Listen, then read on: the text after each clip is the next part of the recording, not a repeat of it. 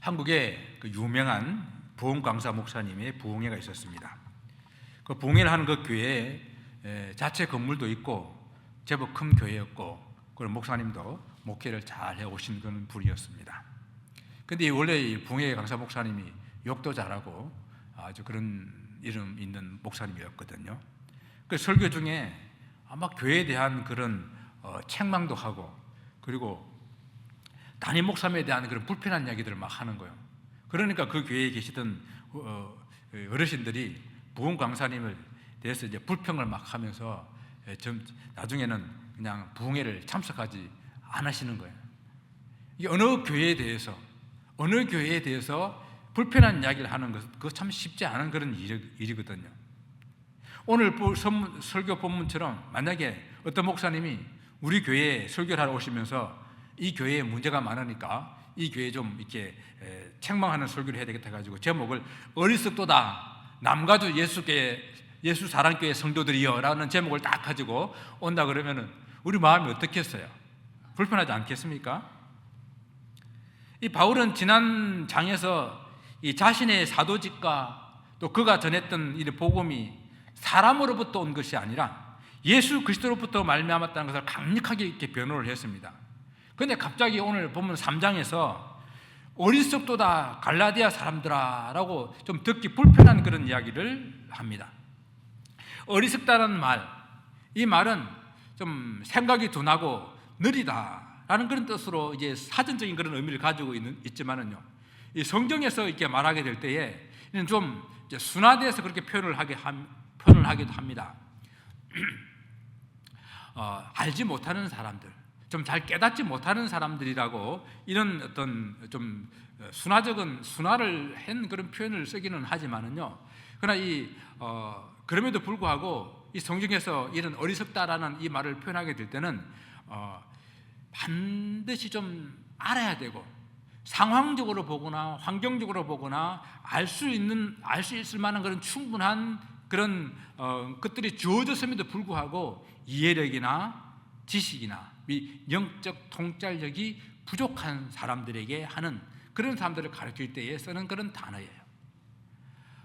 좀 쉽게 요즘 말로 표현하게 되면은 왜 이렇게 못 알아먹냐, 도대체 몇 번이나 설명을 해줘야 되겠냐라는 이런 투의 말로 하는 거예요.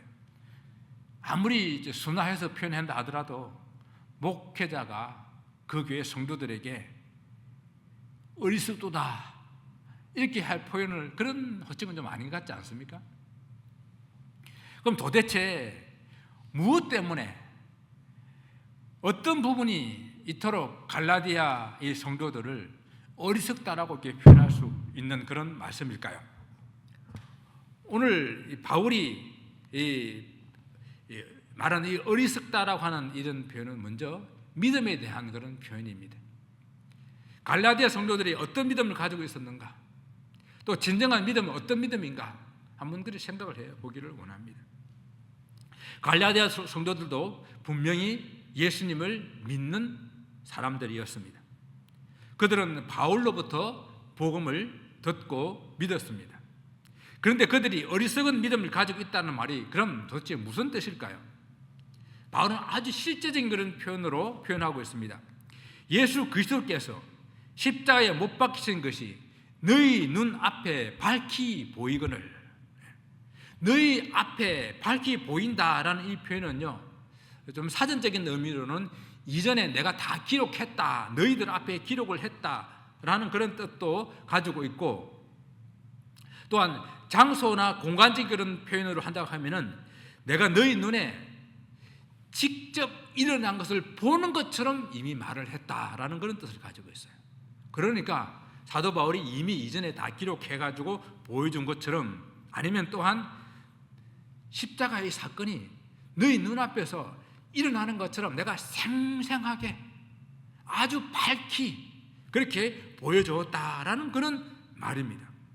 그러니까 고린도 교회에서 사도 바울이 복음을 전할 때도 그런 표현을 쓰고 있지 않습니까? 형제들아, 내가 너희에게 나아가 하나님의 증거를 전할 때에 말과 지혜의 아름다운 것을 하지 아니하고 내가 너희 중에서 예수 그리스도와 그리고 그의 십자가에 못 박히신 외에는 아무것도 전하지 않기로 작정하였다 하면서 아주 십자가가, 그 십자가의 사건이 지금 사람들 눈앞에서 실제적으로 일어나는 것처럼 생생하게, 너무도 정확하게, 아주 명확하게 그렇게 설명해 보여주었다라는 그런 뜻입니다.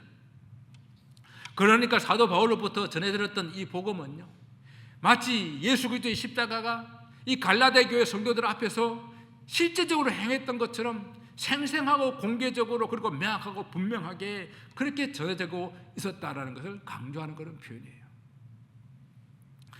그런데 그렇게도 분명하고 명확하게 눈앞에 보이는 것처럼 그렇게 십자가를 전해서 그 복음의 진리를 받아들였음에도 불구하고 어떻게 이런 다른 꾀임에 넘어갔느냐 하는 것입니다.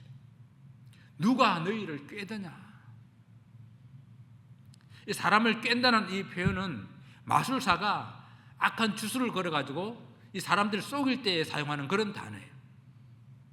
이제 바울이 생각할 때는 갈라디아 성도들이 이 마술사의 악한 주술의 게임을 받은 것이 아니면은 이들이 이렇게 넘어가는 것이 이해가 안 된다라는 거예요. 물론 사도 바울 당시에 헬라 문화권에서 마술이 아주 성행했습니다. 마술사들은 이 눈속임을 하는 거잖아요, 그죠?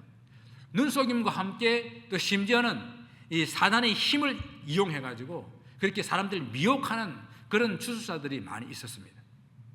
물론 그렇다고 이 갈라디아 성도들이 그런 마술사의 신비한 의식에 미혹됐다는 그런 뜻은 아니에요. 마치 마술사의 그런 신비한 의식이 미혹된 것처럼 그렇게 꼬임에 넘어갔다는 이야기예요. 왜 도무지 이해가 되지 않는 그런 사도 바울의 표현이거든요. 우리도 그렇게 표현하지 않습니까? 야, 너 혹시 좀 눈이 뭐가 뒤집힌 거 아니야? 눈에 뭐가 씌인 거 아니야? 이렇게 표현하잖아요. 그런 표현입니다. 지금 무엇에 홀렸느냐? 누가 너희를 깨어가지고 너희가 이렇게 홀려버렸느냐? 이렇게 말하는 그런 표현이에요. 이런 경우 대부분 외형적이고 눈에 보이는 어떤 것에 이제 미혹되는 그런 표현인데요. 사실 이제 마술이라는 것이 대부분 다 눈속임입니다. 사람들의 눈을 가지고 사람의 마음을 이렇게 속여버리는 것이거든요. 자, 실제적으로 마술사가 이 빨간 공을 들고 하늘을 탁 던질 때에 자, 제 손에서 이 공이 없어지는 것을 보여드리겠습니다 하고 공을 탁 던지고 나면은 공이 싹 없어지잖아요. 이때 사람들은 어떻게 하는가 하면은 마술사가 공을 탁 던질 때에 그냥 던진 거 아니라 마술사가 쳐다봅니다. 그러면 사람들 다 뭘 쳐다보는 거예요? 공을 쳐다보는 것이 아니라 마술사가 같이 하늘을 쳐다보는 거예요. 그때 공을 싹 없애버린다 그래요. 사람들은 다 공을 쳐다보다 생각했는데 공을 쳐다본 것이 아니라 마술사와 함께 하늘을 쳐다본 거예요. 그게 마술사가 사람을 속이는 방법입니다. 갈라디아 성도들 앞에 너무나도 분명하고 확실한 십자가에 못 박힌 예수 그리스도를 그들에게 보여주었지만 그들의 눈이 예수 그리스도를 바라본 것이 아니라 다른 것을 바라보면서 미혹되어 버린 것입니다. 그리고 그들은 마음까지 미혹되었습니다. 그래서 바울이 어리스도다 갈라디아 사람들아, 지금 도대체 뭐 하고 있는 것이냐? 그들이 정신이 나가버린 거예요. 그들의 유혹에 완전히 빠져버린 것입니다. 그래서 누가 너희들을 홀리느냐? 사람이 홀리면 어떻게 되는 줄 아세요? 이렇게 되는 거예요. 펜타닐에 취해가지고 서 있지를 못하는 거예요. 서 있지를 못하고 이런 모습으로 홀려버려서 십자가를 바라봐야 되는 사람들이 이렇게 밝히 명확하게 보여줬던 십자가를 이제 바라보지 않고 다른 것을 바라보고 있는 사람들에 대해서 이는 홀린 것이 아니면 내가 이해가 안 된다라는 그런 표현입니다. 여러분, 갈라디아 사람들이 무엇에 홀렸습니까? 유대 율법주의입니다. 십자가에 못 박히신 예수 그리스도를 믿는 것으로 충분한데요. 바울이 전한 예수 그리스도의 십자가 하나면 충분한데요. 십자가에 못 박히신 예수 그리스도 복음 외에 다른 것을 바라보는 그런 삶, 우리 십자가는 우리 기독교 복음의 핵심 진리입니다. 예수 그리스도의 십자가의 사건은 그것을 믿는 모든 성도들을 구원하기에 충분한 능력의 십자가입니다. 더 이상 다른 것이 필요하지가 않습니다. 그런데 어떻게 이 그리스도의 십자가에서 눈을 돌려 다른 것을 바라볼 수 있는지 사도 바울이 이해가 안 돼서 어리석도다 갈라디아 사람들아, 그들의 어리석은 행동을 사도 바울이 지금 책망하고 있는 것입니다. 여러분, 우리의 눈이 무엇을 바라보고 있습니까? 우리의 눈이 우리의 마음을 속이고 미혹하는 그 어떤 것을 바라보고 있습니까? 오늘날 우리들의 눈과 마음을 홀리는 것이 어떤 것들이 있습니까? 사도 바울 당시에는 십자가 외에 유대 율법주의가 그들의 마음을 홀렸다고 한다면, 오늘은 아예 십자가가 필요 없다고 하는 세상의 사상들이 우리의 마음을 홀리고 있어요. 십자가 없이, 아니 구원이 필요가 없다라는 그런 세상의 모든 것들로 다 만족할 수 있다는 것으로 우리를 홀리고 있습니다. 그래서 사람들은 그 세상의 마음을 빼앗겨버리고 그 세상을 바라보고 그 세상의 꼬임에, 그 세상의 홀림에 넘어가 있는 그런 모습이 아닌가 생각을 해보게 됩니다. 세상 안에 좋은 것이 너무 많았어요. 세상에 우리의 눈과 마음을 다 빼앗겨버려서 이 세상에 몰두하고 그 세상을 쫓아가고 세상이 이끄는 대로 살아가는, 세상에 취해버려 있는 그런 우리의 삶이 아닌가 생각해 보게 됩니다. 여러분, 이 세상은 결코 우리를 다 만족시켜 줄 수 없어요. 잠시 어떤 쾌락을 줄 수 있을지 몰라도 우리의 참된 기쁨은, 희락은 이 세상이 우리에게 줄 수가 없습니다. 잠시 우리가 쉬고 가는 것뿐이지 이 세상은 우리의 영원한 안식처가 결코 될 수가 없습니다. 영원한 안식을 바라봐야 되지 않겠습니까? 그러기 위해서는 우리 눈이 이 세상이 아닌 영원한 안식을 주는 십자가를 바라보며 그 십자가에 우리 눈을 고정시켜야 할 것입니다. 우리를 위해 십자가에 못 박힌 예수 그리스도, 그분 믿음 하나로만 우리는 충분하다는 사실을 이 시간 다시 한번 마음에 깊이 새길 수 있기를 바랍니다. 바울이 말한 갈라디아 성도들이 두 번째 어리석음은 성령에 관한 것이었어요. 그래서 2절에서 그는 다시 질문합니다. 너희가 성령을 받은 것은 율법의 행위냐, 듣고 믿음으로냐? 그런데 바울이 갈라디아 성도들에게 어리석도다라고 말한 것과 비슷한 투로 두 번째 이 어리석음도 이야기하고 있는데요, 2절을 시작할 때에 내가 너희에게 이것을 다만 알려고 하노니라고 이렇게 표현하고 있잖아요. 이 말은 좀 번역이 잘못됐어요. 내가 너희에게 다만 이것을 좀 배우고 싶다라는 이런 뜻입니다. 이 말은 좀 쉽게 말하면 누가 나에게 좀 가르쳐 줄래? 누가 좀 나에게 좀 가르쳐 달라라는 그런 뜻이에요. 성령을 받은 것이 율법의 행위인지 믿음인지 누가 좀 나에게 좀 가르쳐다오, 그런 뜻이라는 이야기예요. 이는 지금 너무도 갈라디아 성도들이 하나님의 이 성령을 받은 것이 율법의 행위가 아니라 믿음으로 받았다는 것은 다 알고 있는 사실인데, 어린 아이도 알고 있는 사실인데 나에게 좀 말해다오, 나에게 좀 말해다오, 그런 뜻이라는 이야기예요. 왜냐하면 갈라디아 성도들이 성령을 받을 때는 그들은 아직 율법을 알지 못할 때예요. 이방인들이라서 그냥 사도 바울이 전해준 십자가의 복음을 듣고 믿었을 때에 하나님의 성령이 임했다는 이야기입니다. 그거 다 알고 있지 않냐 우리가? 그런데 율법으로 성령을 받는다고 하니까 누가 좀 나에게 좀 가르쳐다오, 그런 방법이 있다고 한다면 그런 뜻입니다. 갈라디아 사람들이 오해를 하고 있는 것입니다. 성령을 받는 것이 율법을 지키는 것과 같은 인간의 어떤 행위에 대한 보상으로 이루어지는 것처럼 그들은 생각을 했습니다. 여러분, 성령을 받기 위해서 어떤 행위가 필요할까요? 성령을 받는 방법이 따로 있습니까? 성령을 받는 것이 어떤 훈련으로 가능한 것입니까? 아니면 성령을 받기 위해서 어떤 말을 주술처럼 계속 주물주물 반복하면 성령이 임하게 되는 것입니까? 성령은 어떤 우리의 인간의 행위나 노력이나 방법으로 쫓아서 받는 것이 아니다. 그렇게 받으려고 애쓰는 이 갈라디아 성도들을 보고 어리석다라고 말씀하고 있는 것입니다. 처음 예수를 믿게 하도록 주시는 성령이나 믿고 난 이후에 성도의 신령한 은혜로운 삶을 위해 주시는 성령이나 어떤 경우이든지 간에 성령은 성도들이 행하는 어떤 행위나 공로로 인해서 주어지는 것이 아닙니다. 이렇게 생각하는 것은 마치 사도행전의 그 어리석은 마술사 시몬과 같은 그런 행동이에요. 지금 사도 바울이 막 기도하니까 하나님의 성령이 임해가지고 사람들이 예언도 하고 방언도 하고 놀란 이런 역사들이 일어나게 되니까 이 마술사 시몬이 너무도 놀라워가지고 말합니다. 내가 돈을 줄 테니까 그 능력을 내게 좀 팔아라 라고 말합니다. 돈을 주고 살 수 있는 것도 아닌 것이에요. 인간의 어떤 행위로 그렇게 될 수 있는 것이 아닌 것입니다. 갈라디아 성도들이 성령을 어떻게 받았는지 너무도 분명하게 아는 사실입니다. 그들은 말씀을 듣고 믿음으로 성령을 받았습니다.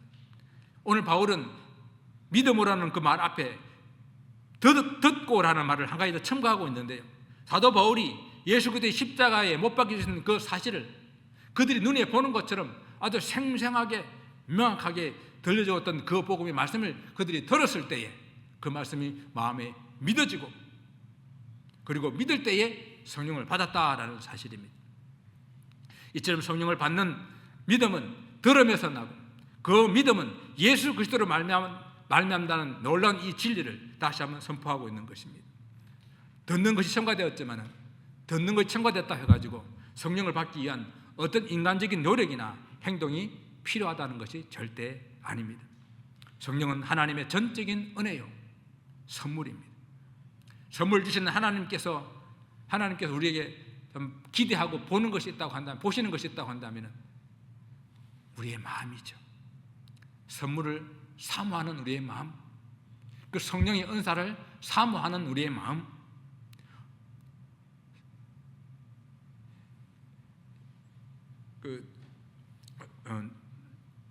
다시 아들 누구죠?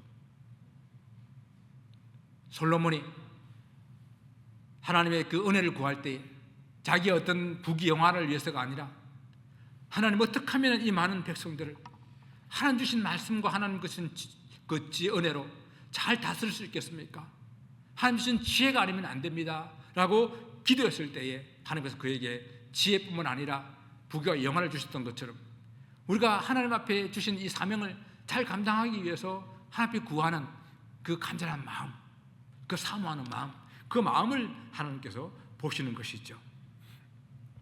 그런데 사실 우리가 성령을 받는 것보다도 더 중요한 것이 있어요. 예수를 믿고 고백할 때에 어떤 영적인 경험을 하거나 또 믿고 난 다음에 성령을 체험하는 것, 우리 신앙생활에서 아주 중요합니다. 필요합니다. 그래서 여러분들도 그것을 늘 구하고 그 사모할 수 있기를 바랍니다. 그러나 성령을 받는 경험, 영적인 자극, 그런 것보다 더욱더 중요한 것은 뭔가 하면은 왜 내가 이 성령을 받아야 되는가? 다른 말로 하나님께서 우리에게 성령을 주시는 그 목적이 무엇인가 하는 것을 바로 깨달아 하는 거예요. 왜 하나님께서는 우리에게 성령을 주시는가? 주님께서는 우리에게 예수님을 온전히 믿게 하시고 성령을 주십니다. 예수를 믿고 고백하게 될 때에 어떤 영적인 경험 중요해요. 그러나 사실 따지고 보게 되게 되면 그 모든 것 배경에는 하나님의 성령이 내재하고 계시고 성령의 은혜가 있다는 사실입니다. 성령 주시는 가장 근본적인 목적은 내가 예수 그리스도를 믿게 하기 위함이에요. 누구든지 성령으로 말미암지 않고서는 예수를 주라 신할 수가 없다 하지 않았습니까? 여러분의 인격이 아주 고귀해서, 여러분이 선해서, 그래서 여러분들 예수를 믿고 있는 것은 결코 아니라는 이야기예요. 정말 어떤 면으로 보더라도 내가 예수를 믿고 고백할 만한 그러한 존재가 되지 못하는데 때로는 믿을 수 있는 환경을 만들어 주시고 때로는 완악하고 강팍한 우리 마음을 풀어주셔서 예수님 말씀을 들을 때에 믿을 수 있는 은혜를 주신 거예요. 이것이 성령의 역사입니다. 성령의 도우심이었습니다. 성령께서 우리에게 은혜를 주셨기 때문에 내가 믿을 수 있었고 더 믿음의 깊은 자리로 나아갈 수가 있는 것입니다. 또한 성령을 주시는 것은 우리로 하여금 복음을 전하게 하기 위함입니다. 성령을 통해서 일어나는 가장 왕성한 사역은 복음 전파 사역이에요. 성령을 주시는 가장 큰 목적 가운데 하나가 바로 예수 그리스도를 믿은 우리가 세상에 나가서 복음을 전하는 삶을 살게 하기 위해서 우리에게 성령을 주신다는 이야기입니다. 이는 성령을 보내주실 때에 주님이 주신 그 명령이었고 대헌장이었습니다. 오직 성령이 너에게 임하시면 너희가 권능을 받고 예루살렘과 온 유대와 사마리아와 땅 끝까지 이르러 내 증인이 되리라 하시니라.